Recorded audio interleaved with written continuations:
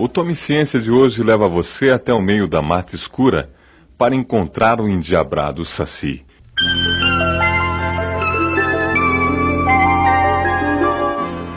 Então, o que é, afinal de contas, o tal Saci? E o negro contou tudo direitinho. O Saci, Começou ele. é um diabinho de uma perna só que anda solto pelo mundo, armando reinações de toda sorte e atropelando quanta gente existe. Traz sempre na boca um pitinho aceso e na cabeça uma carapuça vermelha. A força dele tá na carapuça, como a força de Sansão tava nos cabelos. Quem consegue tomar a carapuça de um saci fica por toda a vida senhor de um pequeno escravo. Mas que renações ele faz? Indagou o menino. Quantas pode? A Zé do Leite quebra as pontas das agulhas, esconde as tesourinhas de unha, embaraça os novelos de lã, faz o dedal das costureiras cair nos buracos, bota as moscas na sopa, queima o feijão, gora os ovos das ninhadas. Tudo o que acontece numa casa é sempre arte do Saci. O Saci não faz maldade grande, mas não há maldade pequenina que não faça.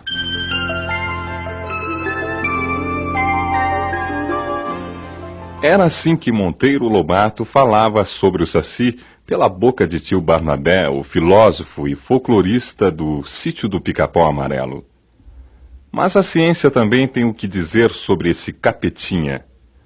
Nosso repórter Flávio Gomes entrevista o antropólogo Renato Queiroz, da USP. Desde quando, então, essa história do Saci existe? Como é que ela surgiu? Os dados indicam que essa figura teria surgido por volta do final do século XVIII e teria ganho uma consistência maior, mais bem definida, ao longo do século XIX, numa região bastante específica, que eu diria a região de influência paulista, ou seja, a região povoada e colonizada pelos paulistas, né, desde o início do povoamento, e que apanha o estado de São Paulo, parcela de Minas Gerais, uma parte de Goiás e uma parte também de Mato Grosso. E, Renato, a origem do Saci Pererê, qual que é?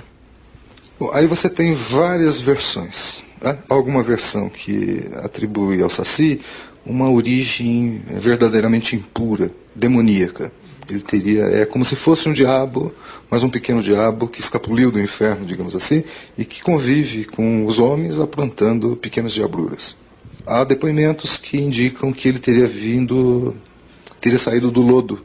E outros ainda dizem que a origem do Saci é atribuída normalmente a crianças, né, que foram gestadas e que são produto da relação no sistema escravista do senhor branco com a escrava negra.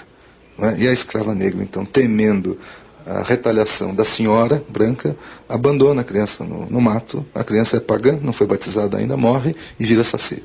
De qualquer forma, é muito interessante observar que ele sempre tem uma origem ou anormal ou então impura. Agora, Renato, a figura do Saci Pererê, como você mesmo falou, era uma figura que vivia aprontando, né? Fazendo traquinagens e tal. Por que esse caráter de moleque travesso que o Saci adquiriu? Pois é interessante pensar que se você toma outras criaturas fabulosas do mundo rural paulista e caipira, você percebe que todas elas são ameaçadoras. Não é? São figuras lúgubres que espantam efetivamente as pessoas e que provocam pavor. Então eu lembraria da mula sem cabeça, do lobisomem. E o Saci é o único que tem, eu diria, um traço mais jocoso, mais brincalhão, não é? E que por isso mesmo se distingue bastante dessas outras criaturas.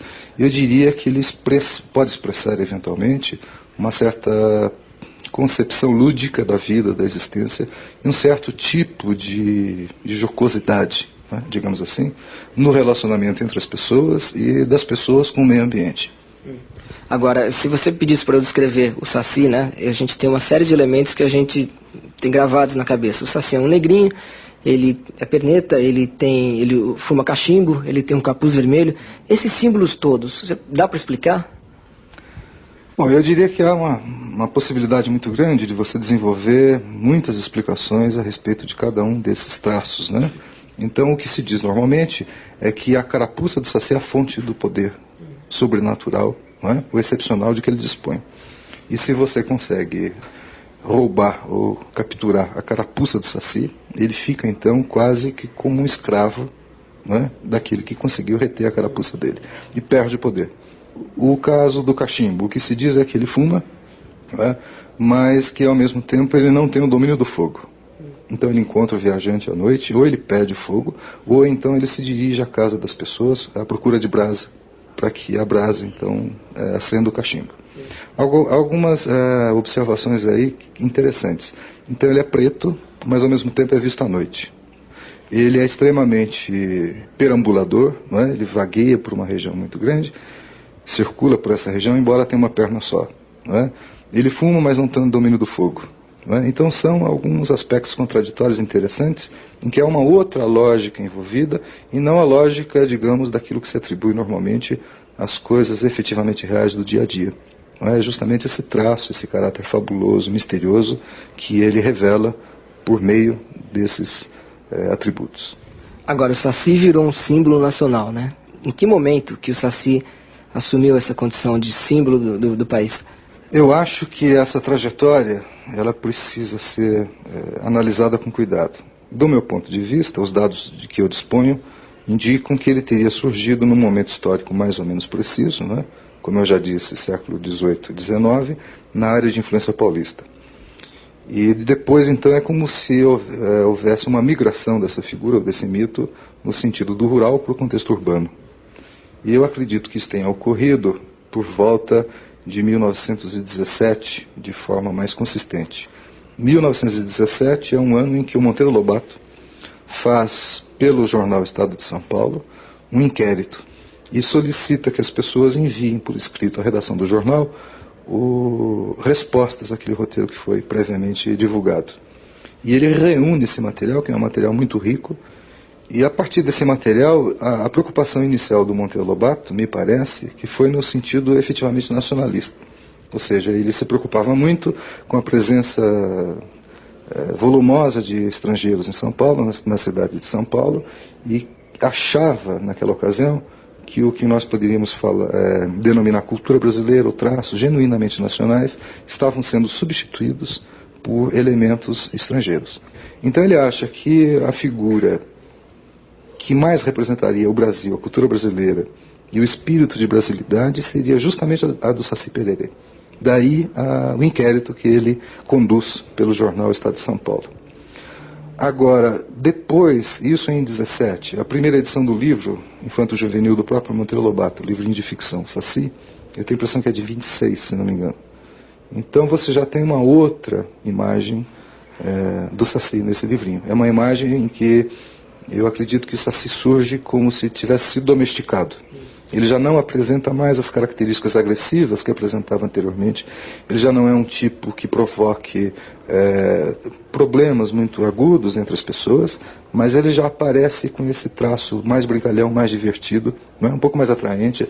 A sua estatura também diminui. Ele perde o chifre que portava antigamente e uma espécie de porrete ou bordão que trazia, não é? Ameaçadoramente nas mãos. Seria exagero dizer que ele passou de vilão a herói com o Monteiro Lobato? Eu diria que há alguns traços muito marcantes dessa ideia do herói. Né? Então ele salva o Pedrinho de certos perigos na mata, ele consegue salvar Nerizinho, né? Das garras da Cuca, e tudo isso usando o traço que é muito valorizado por nós e por meio do qual nós nos opomos ao chamado estrangeiro, que é a astúcia, a malandragem. Não é? A capacidade de você lançar mão da astúcia, da malandragem, do improviso para solucionar determinadas ou para, digamos, fugir a determinadas situações embaraçosas. Viver da fé viver, pé de saci, perere, perere, perere, perere. Viver da fé viver, pé de saci, perere, perere, perere, perere. Viver da fé viver, pé de saci, perere, perere, perere, perere. O Ziraldo, de uns tempos para cá, ele vamos dizer, ressuscitou o Saci Pererê de uma outra maneira, com uma outra concepção. Inclusive diz que o Saci é o único personagem que tem sobrenome, que é Pererê. Antes da gente falar dessa nova faceta do Saci Pererê, explica o porquê desse sobrenome. Bom, o que eu pude concluir é que Pererê é um vocábulo de origem tupi. e que traduziria o que vai aos pulos, não é? Aquilo que pula, daí perereca também, não é? Então a origem seria a mesma. Você dizia que antes o Saci era descrito como um personagem, um ser, né? Ruim. Bom, ele era perneta, demoníaco, ele era feiticeiro, cheirava mal, ele era ladrão. E hoje o Saci, pelo menos na revistinha do Ziraldo, ele é o líder de uma turminha de garotos. Ele é novinho, ele até namora uma menininha, ele quer namorar uma menininha. Essas alterações não distorcem completamente o mito do Saci, o que ele era antes, hoje já não poderia ser qualquer outro personagem? Eu acho que não há distorção. Eu acho que é um processo permanente de redefinição da figura do Saci e do próprio mito. Então eu não poderia dizer também se vejo isso positivo ou negativamente. É um processo permanente de redefinição e a utilização da figura do Saci como um símbolo nacional. Agora, o que significa esse tipo de utilização? Significa que as elites, de um modo geral, se apropriam dessa imagem, divulgam uma noção particular das elites de brasilidade, de sociedade nacional, e por meio da figura do Saci procuram mostrar, não só através disso, mas também por isso, que nós vivemos aqui uma democracia racial. Que o negro tem uma posição igual à do branco, tanto isso seria verdade, que uma das figuras marcantes da nacionalidade é justamente a de um personagem negro. Agora, por trás disso, me parece que há ainda a permanência de uma visão preconceituosa, acentuada, embora dissimulada, o que também é um traço negativo, não é? Porque é uma figura negra, embora famosa, divertida, mas de qualquer maneira irresponsável. Quer dizer, você não tem a utilização de figuras, de personagens negros mais sérios, mais compenetrados, mais responsáveis, eu diria assim, para expressar a ideia de nacionalidade, de brasilidade. Brilho, além,